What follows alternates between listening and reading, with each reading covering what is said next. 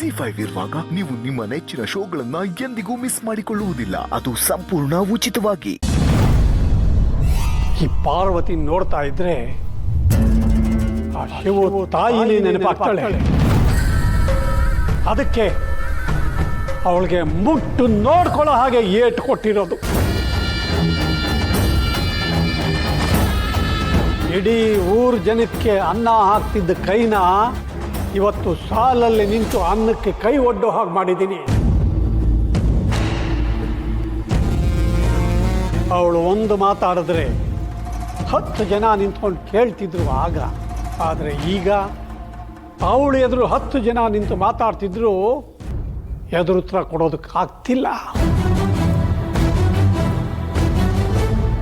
ಆಗ ಅವಳ ಕೈನಲ್ಲಿ ಹೊಳಿತಿದ್ದ ಬಂಗಾರದ ಬಳೆಗಳು ಈಗ ಅದೇ ಕೈಗೆ ಕಬ್ಬಿಣದ ಬೇಡಿಗಳಾಗಿ ಬದಲಾಗಿದೆ.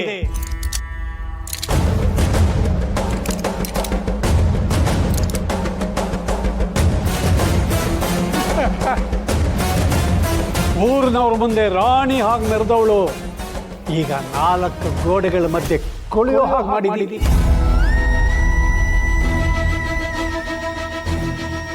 ನೊರೆ ಹಾಕಿ ತೊಳಿತಿದ್ದ ಕೂದಲುಗಳು ನೆರೆ ಬಂದು ಜಡ್ಗಟ್ಟಿದೆ ಈಗ. ತನ್ನ ಮನೆ ತನ್ನ ಕುಟುಂಬ ಅಂತ ಇದ್ದವಳು ಇವತ್ತು ಅವಳು ಯಾರು ಅಂತ ತನ್ನ ಕುಟುಂಬಕ್ಕೆ ಗೊತ್ತಿಲ್ಲ ಹಾಗೆ ಬದುಕ್ತಿದ್ದಾಳೆ.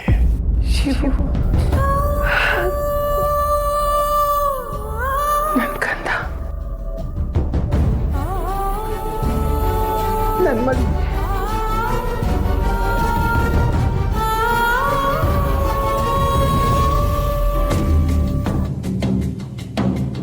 ಅವಳು ಹೇಳಿದ್ದನ್ನೆಲ್ಲ ಕೇಳೋದಕ್ಕೆ 100 ಜನ ಇದ್ರು ಆವತ್ತು.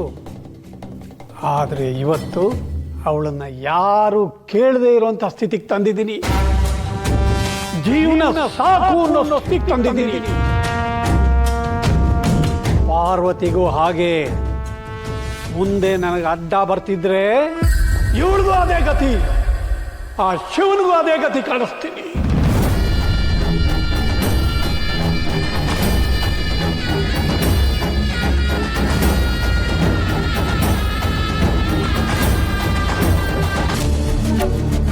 ನನ್ನ ನೆನ್ಸ್ಕೊಳ್ಳೋದಕ್ಕೆ ಸಿದ್ಧವಾದ್ರೂ ಇದ್ದಾನೆ, ಇನ್ನು ನೆನ್ಸ್ಕೊಳ್ಳೋದಕ್ಕೆ ಯಾರು ಇಲ್ವಲ್ಲ ಅಂತ.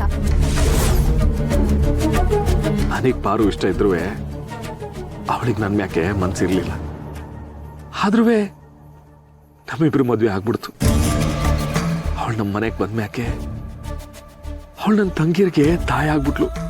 ಅವಳು ನಾನು ಹಿಂಗೆ ನಿನ್ ಮುಂದೆ ಬಂದು ಎಲ್ಲ ಹೇಳ್ಕೊಳ್ಳೋದನ್ನ ನೋಡ್ಬಿಟ್ಟು ಇನ್ಮ್ಯಾಕಿಂದ ಏನೇ ಇದ್ರು ನಂತವನೇ ಬಂದು ಹೇಳ್ಕೊ ಅಂದ್ಲು.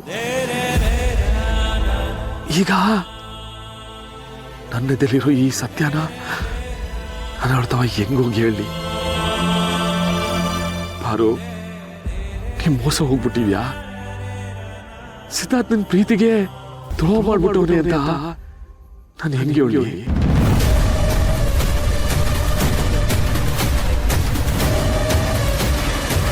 ಪಾರು ಖುಷಿಯಾಗಿರೋದನ್ನ ನೋಡಿದ್ರೆ ಹಿಂಗೆ ಹೊಟ್ಟೆ ಉರಿತಲ್ಲ. ಪಾರು ನೆಮ್ಮದಿಯಾಗಿರೋದನ್ನ ನೋಡಿ ನಿಂಗೆ ಸಹಿಸ್ಕೊಳಕ್ಕೆ ಹಾಕಿಲ್ಲ ಅಲ್ವಾ. ನೀನು ಓಡೋಗ್ಬಿಟ್ಟು ನಮ್ಮ ಮನೆಗೆ ಕಳಂಕ ತಂದೆ. ನಮ್ಮ ಮನೇಲಿರೋ ನೆಮ್ಮದಿನೇ ಕಿತ್ಕೊಂಡ್ಬಿಟ್ಟೆ. ನಿನ್ನಿಂದ ಯಾರಿಗೂ ನೆಮ್ಮದಿ ಇಲ್ಲ, ಯಾರಿಗೂ ನೆಮ್ಮದಿ ಇಲ್ಲ.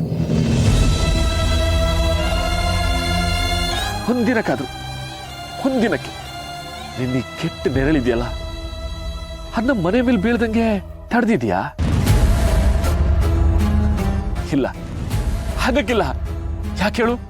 ನಾವ್ಯಾರು ಖುಷಿಯಾಗಿರೋದು ನೆಮ್ಮದಿಯಾಗಿರೋದು ನಿಂಗೆ ತಡ್ಕೊಳಕ್ ಹಾಕಿಲ್ಲ, ನೋಡಕ್ ಹಾಕಿಲ್ಲ.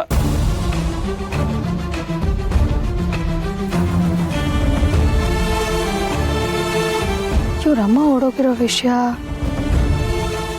ಮಾವಂಗೆ ಇಷ್ಟೊಂದು ಕಾಡ್ತಿದ್ಯಾ?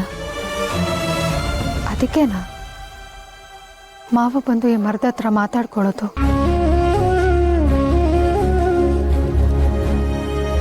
ಅಥವಾ ಈ ಮರನೇ ತನ್ನ ತಾಯಿ ಅಂದ್ಕೊಂಡು ಹೇಳ್ಕೊತಾನ?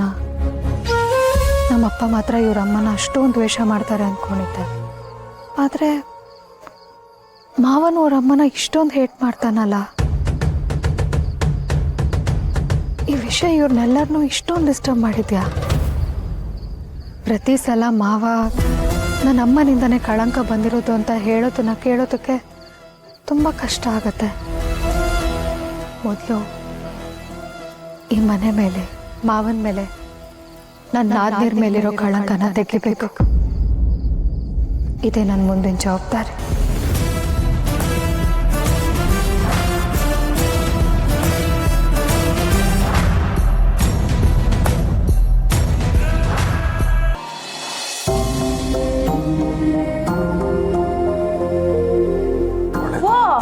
ಗುರುಗಳು ಬಂದೇ ಬಿಟ್ರು. ಶಿಷ್ಯ ಹೋಗಿ ಮಜ್ಜಿಗೆ ತಗೊಂಡ್ ಬಾ. ಗುರುಗಳೇ ನೀವಿಲ್ಲಿ ಕುರ್ಚಿ ಕೊಡವಾ? ಗುರುಗಳೇ, ಅಣ್ಣ ನಿಮ್ ಜೊತೆ ಮಾತಾಡ್ಬೇಕು ಅಂತ ಕಾಯ್ತಿದ್ದ. ಗುರುಗಳೇ ತಕೊಳ್ಳಿ.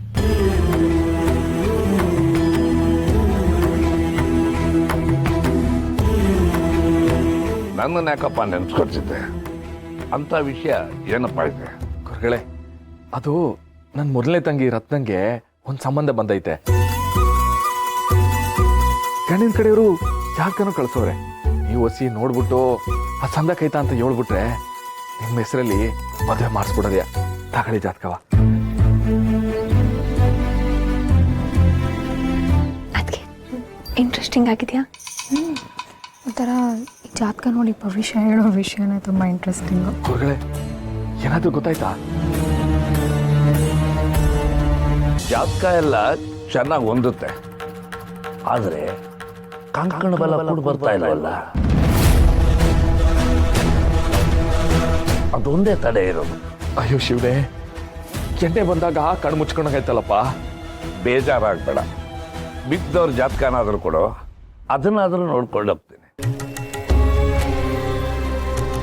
ಸರಿ ಗುರುಗಳೇ.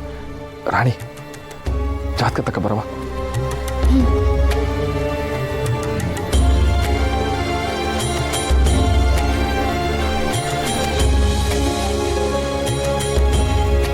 ಗುರುಗಳೇ ತಕೊಳ್ಳಿ. ತಗೊಳ್ಳವ.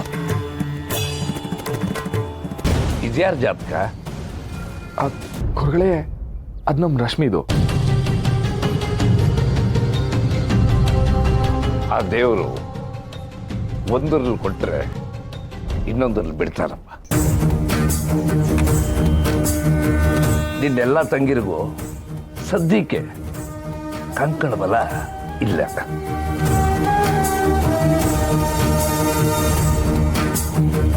ಆದರೆ ಆ ಜಾತಕದಲ್ಲಿ ಬಲ ಇರೋದು ರಶ್ಮಿ ಮಾತ್ರ.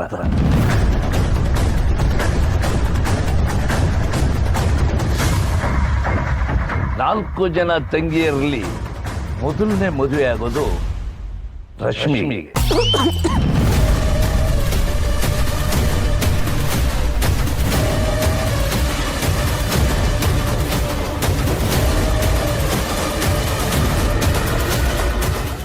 ZEE5 ಆಪ್ ಡೌನ್ಲೋಡ್ ಮಾಡಿ ಎಲ್ಲಾ ಸಂಚಿಕೆಗಳನ್ನು ಸಂಪೂರ್ಣ ಉಚಿತವಾಗಿ ನೋಡಿ.